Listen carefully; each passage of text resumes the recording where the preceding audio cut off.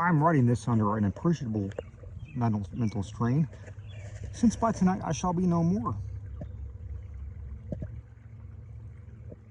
Penniless, and at the end of my supply of the drug which alone makes life endurable, I can bear the torture no longer, and I shall cast myself from this great garret window into the swallowed scrape below. Do not think for my slavery to morphine that I am a weakling or degenerate. When you have read these last hastily scrawled pages, you may guess, though never fully realize, why it is that I must have forgetfulness or death.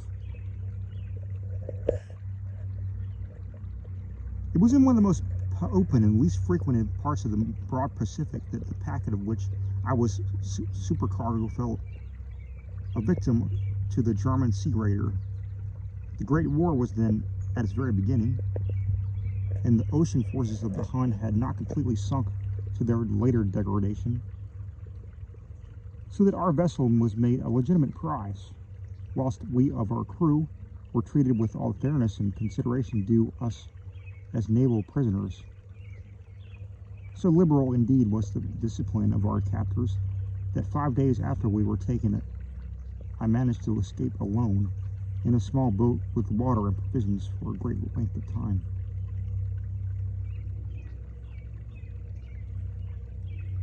A good length of time. When I finally found myself adrift and free, I had but little idea of my surroundings.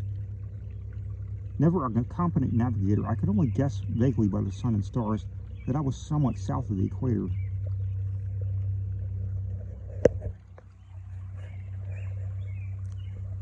Of the longitude, I knew nothing, and no island or coast was in sight. The weather kept fair, and for uncounted days I drifted aimlessly up beneath the scorching sun.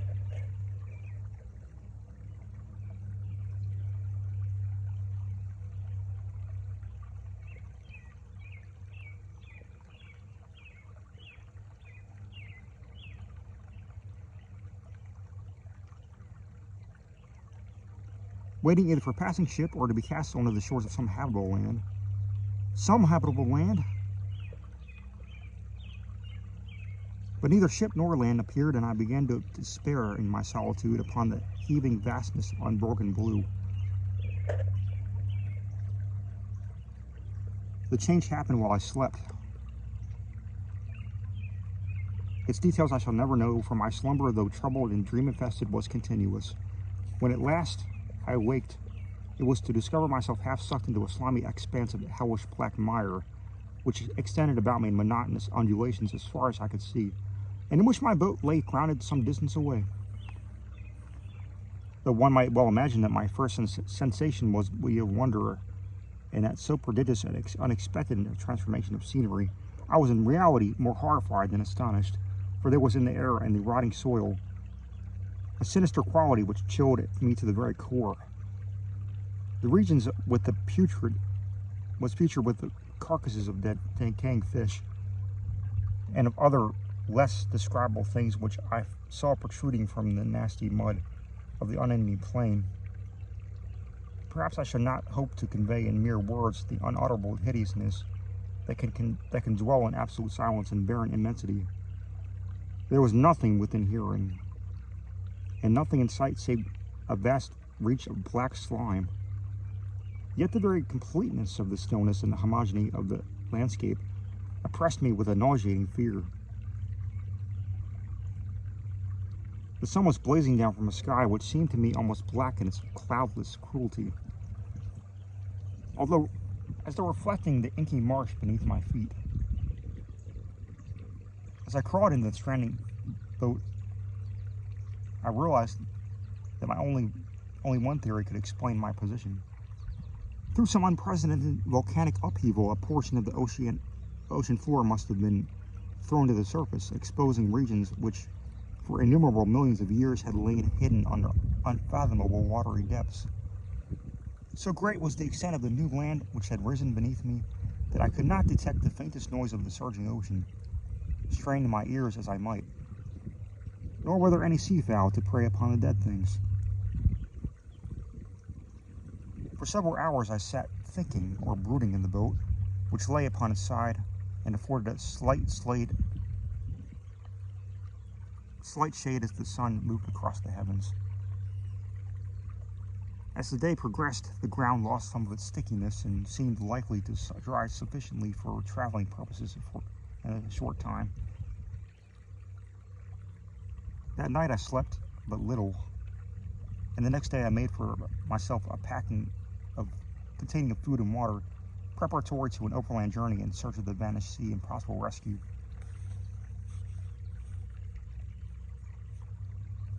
On the third morning, I found the soil dry enough to walk upon with ease. The odor of the fish was maddening, but I was too much concerned with graver things to mind so slight an evil, and set out boldly for an unknown goal. All day I forged steadily westward, guided by a faraway hummock which rose higher than any of the elevation on the rolling desert.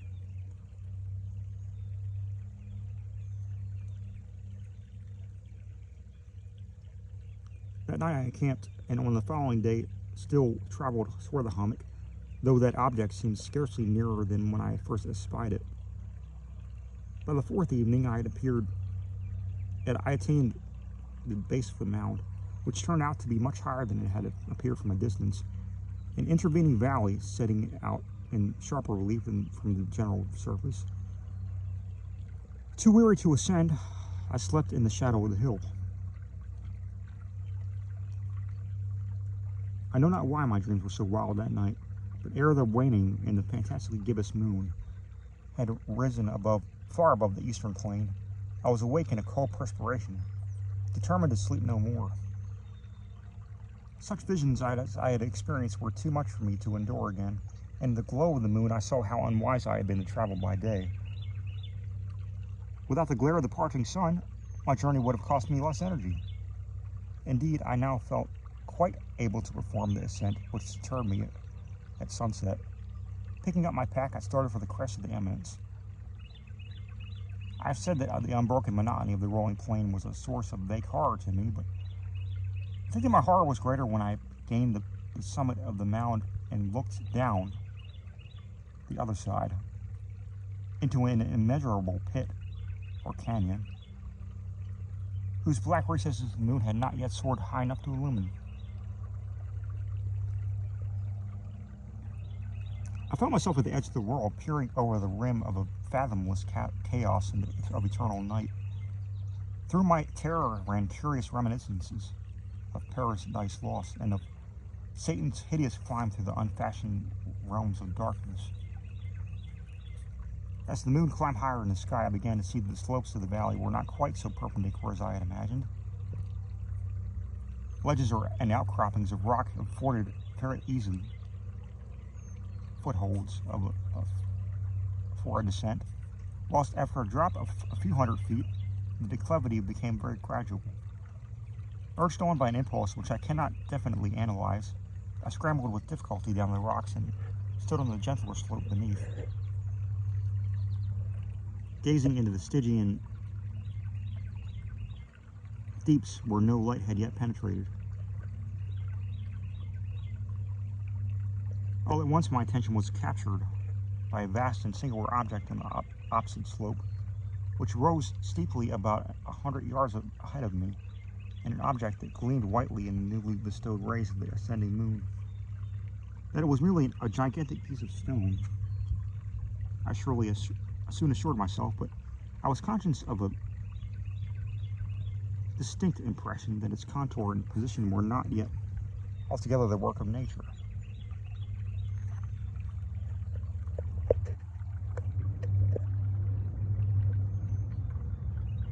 A closer scrutiny filled me with sensations I cannot express, for despite its enormous magnitude and its position in an abyss, which had yawned at the bottom of the sea since the world was young,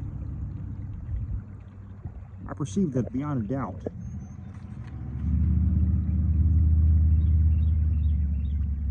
that strange object was of a well-shaped monolith whose massive bulk had known the workmanship and perhaps the worship of living and thinking creatures. Dazed and frightened, yet not without a certain thrill of a certain scientist's or archaeologist's delight, I examined my surroundings more closely. The moon, now near the zenith, shone weirdly and vividly above the towering steeps that hemmed in the chasm, and revealed the fact that a far-flung body of water flowed at the bottom, winding out to sight at both directions, and almost lapping my feet as I stood on the slope. Across the chasm, the wavelets washed the base of the Cyclopean monolith, on whose surface I could now trace both inscriptions and crude sculptures. The writing was in a system of hieroglyphics unknown to me and unlike anything I'd ever seen in books, consisting of, for the most part, conventionalized aquatic symbols such as fishes, eels, octopi, crustaceans, mollusks, whales, and the like. Several characters obviously represented marine things which are unknown to the modern world, but whose decomposing forms I had observed on the ocean-risen plain. It was the pictorial carving, however, that did most to hold me spellbound.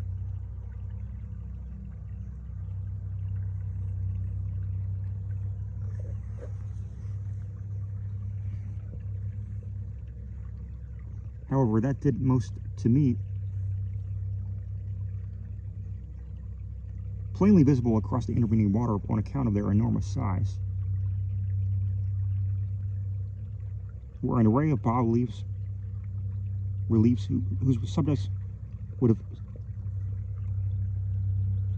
excited the envy of a Dore.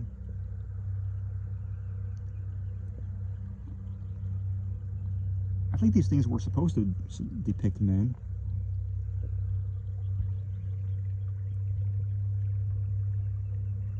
At least a certain sort of men.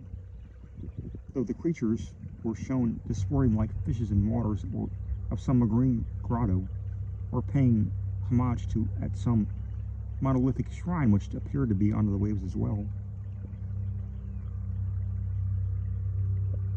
Of their faces and forms I dare not speak in detail, for the mere remembrance makes me grow faint. Grotesque beyond the imagination of a Poe or a Bulwer, they were damnably human in general outline, despite webbed feet and hands, shockingly wide and flabby lips, glassy, bulging eyes, and other features less pleasant to recall.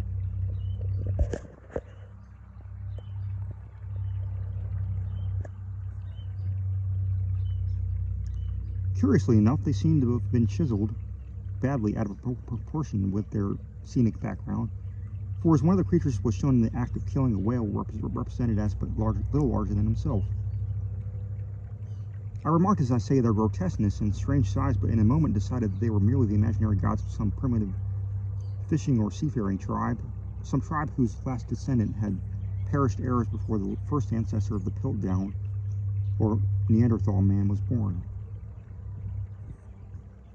Awestruck at this unexpected glimpse into a past beyond conception of the most daring anthropologist, I stood musing while the moon cast queer reflections on the silent channel before me. Then suddenly I saw it. With only a slight turning to mark its rise to the surface, the thing slid into view above the dark waters. Vast Polyphemus-like and loathsome, it darted like a stupendous monster of nightmares to the monolith, about which it flung its gigantic scaly arms, the while it bowed its hideous head and gave vent to certain measured sounds. I think I went mad then.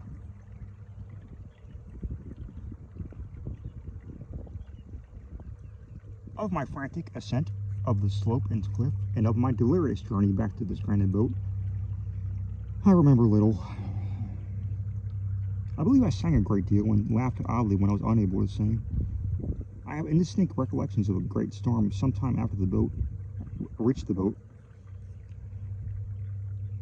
At any rate, I know I heard peals of thunder and other tones which nature utters only in her wildest moods.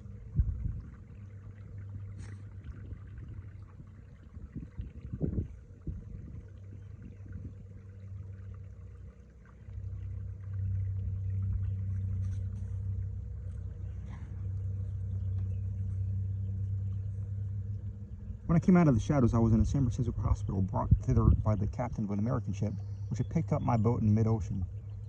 In my delirium, I had said much, but found my words had been given scant attention.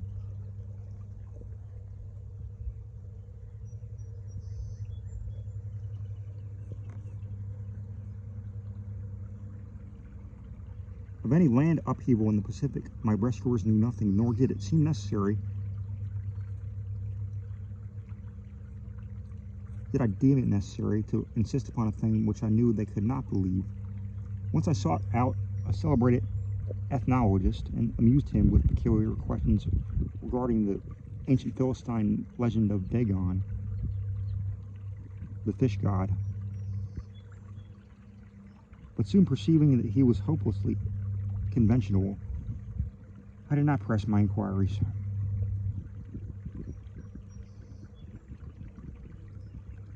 It is at night, especially when the moon is gibbous and waning, that I see the thing.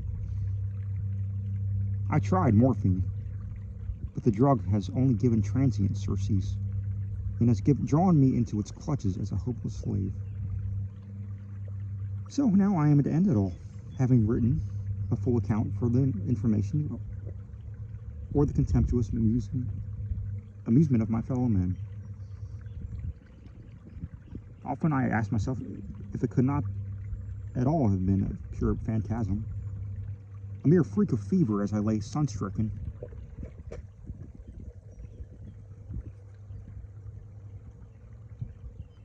and raving in the open boat after my escape from the German man of war.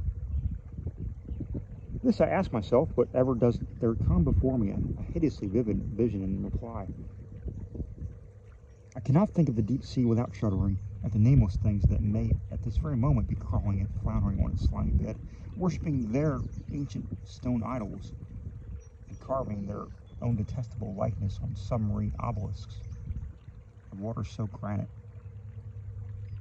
I dream of a day where they may rise above the billows to drag down in their reeking talons the remnants of puny, war-exhausted mankind, of a day when the land shall sink and the dark ocean floor shall ascend amid universal pandemonium.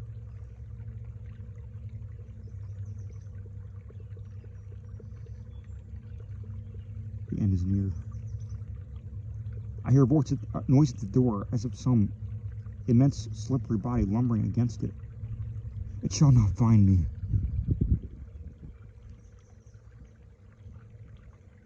God, that hand. The window. The window!